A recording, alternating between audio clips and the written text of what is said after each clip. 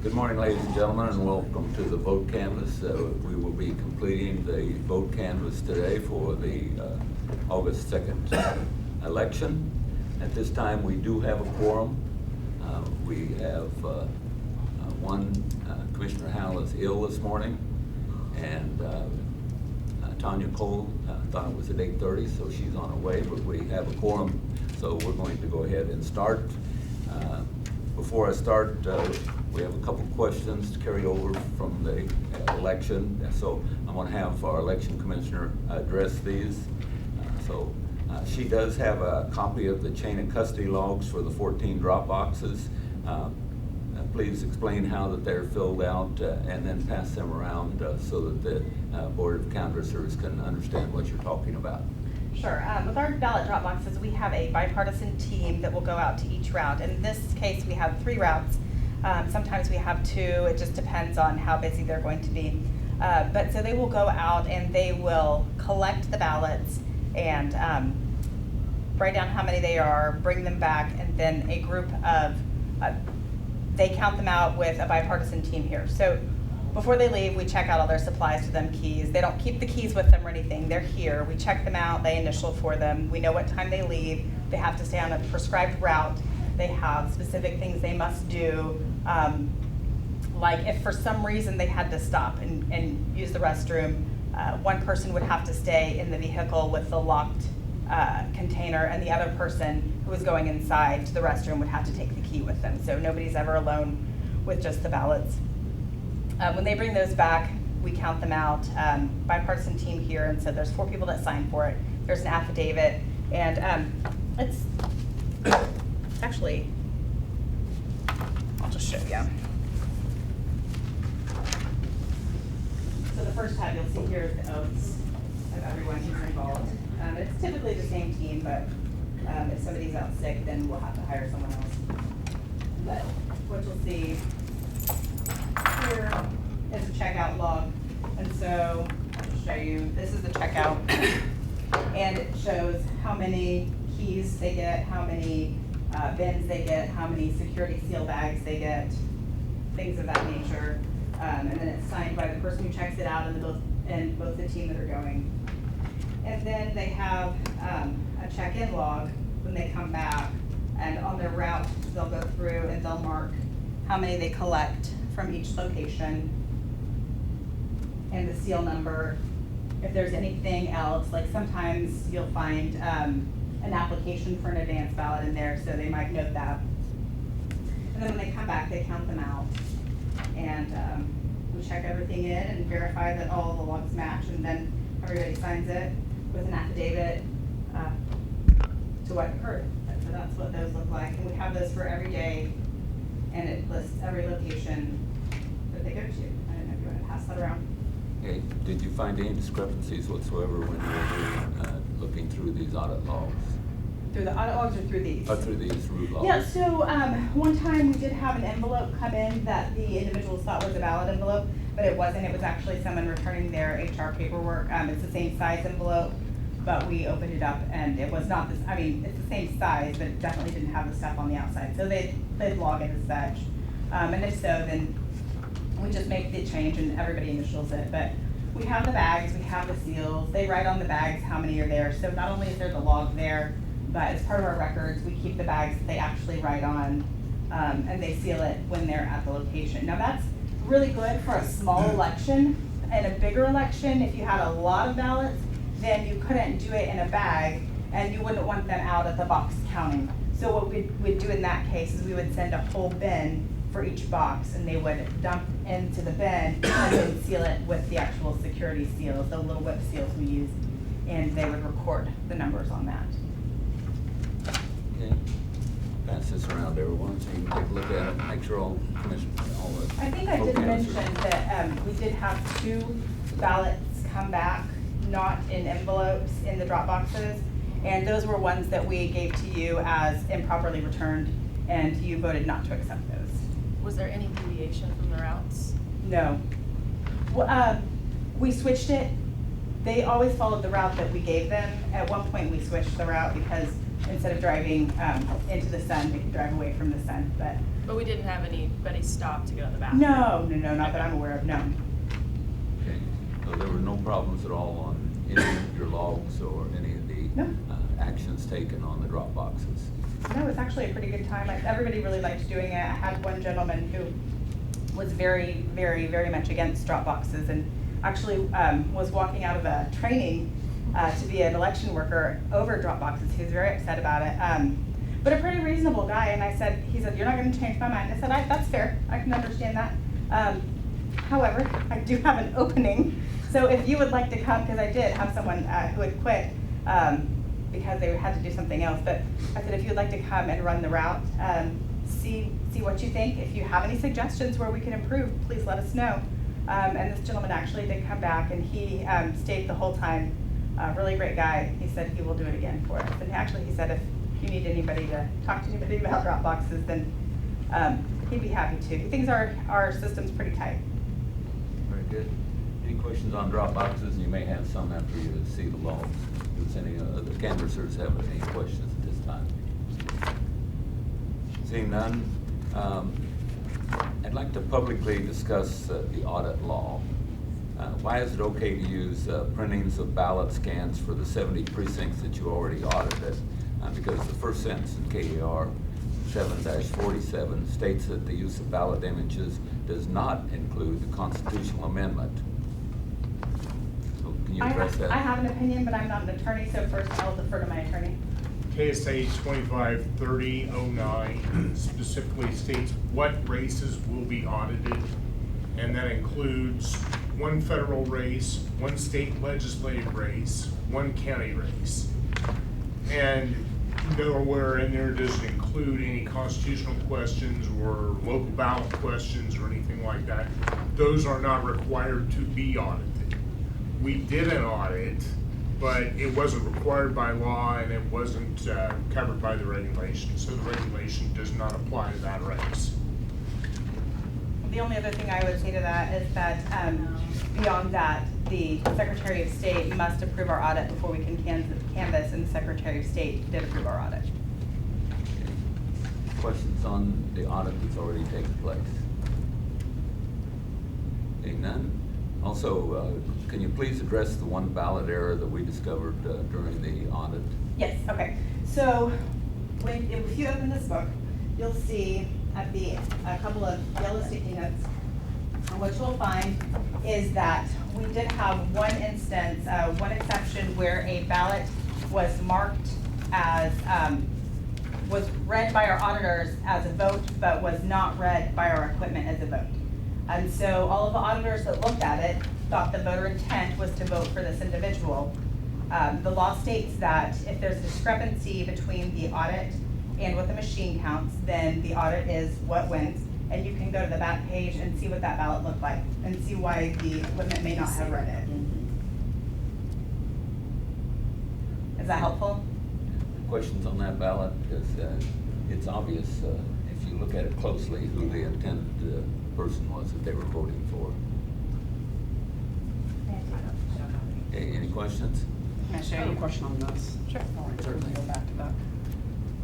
Okay, Angela, on this says number of ballots matched log. This is left blank, but initials are there, and that's Yeah, in and two it instances. should be, so, yeah, that's my fault, or whoever's fault. The check marks are the ones Okay. so yes. Okay, so that matches Yeah. there, it just wasn't filled out then? Yes. Okay, all right, that was my only question I had. Okay, those were all questions that were carryover Have you from seen these? our vote canvas on Friday. Yeah. Any questions at all from the carryover? If not, we'll continue with the canvas. Okay, at this time then, I'd like to call the vote canvas back to order from our recess that we had last Friday. And at this time, Angela Cadillo will present the results of what happened as a result of counting the ballots that we directed them to count. So, Well, you have a couple binders in front of you. It gives you total, I'm sorry, I don't have it in front of me, but I believe it's 149,110 total ballots. Did I get that number right on the top? Total ballots, 149, one piece. 149, 110. Yeah, 149, I did remember this. We are still working, so we were here finishing up that, getting all those manual tallies entered about 4:30 this morning. We still are working on reporting. I know that it's like 900 pages that we've got that precinct report printing for you. Write-in reports coming as well. And if you have no questions, I would ask that you certify the results. Okay, and were there any discrepancies or problems during the count that you did over the weekend? We found one person had put in their envelope a sample ballot. It said sample on it, so we did not count that, but Very good. other than that, nothing out of the ordinary. Okay, any questions before we get into the results? Okay, go ahead and you can present what we need to do next. Okay, well, if you approve the results, you would just need to vote to certify those results. It would be move to approve the canvas as amended to reflect the provisional ballots as those final results. Okay, I move that we approve the canvas as presented, including the votes that were counted over the weekend. Second. We have a motion and a second. Any discussion? Seeing none, all in favor say aye. Aye. Opposed, same sign. Motion passes unanimously. Do you have the paperwork for us to sign? Only 10.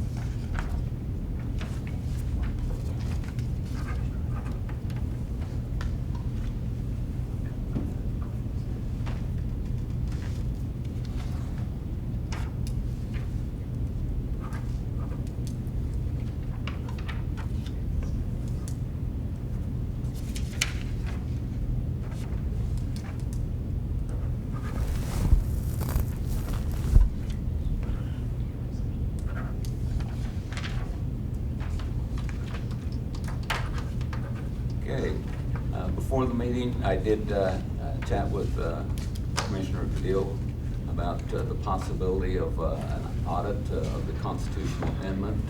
Can you let the public know when that we might know something about that? So we are still waiting on the official go-ahead to start counting, but we are preparing. We have worked with the county manager's office to secure a location.